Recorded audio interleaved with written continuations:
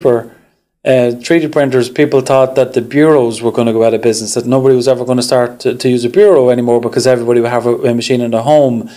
And what happened is that the bureaus got really good at making very high quality parts, and they made a business for themselves, you know, making parts that people would have a hard time making in their own 3D printer, and they kind of survived that way. So, you know, it just because it is changing, and I think that I do believe that the bigger growth, that the tail in the curve where the greatest usage, the greatest number of people using the technology will be through their local stores like Staples. And we're, you know, so the deal with Staples, you know, we were in contact with Staples.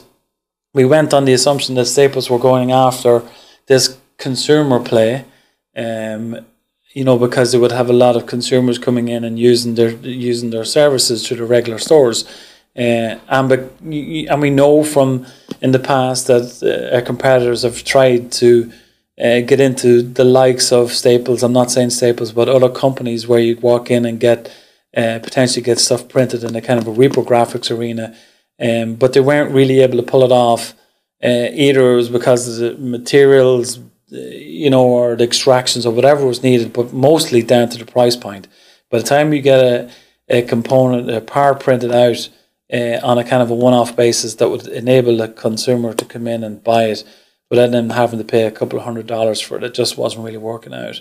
Whereas with our technology, with the colour, even though the colour adds a little bit of price to it, but you get very high colour, you get a part that's very durable and very smooth.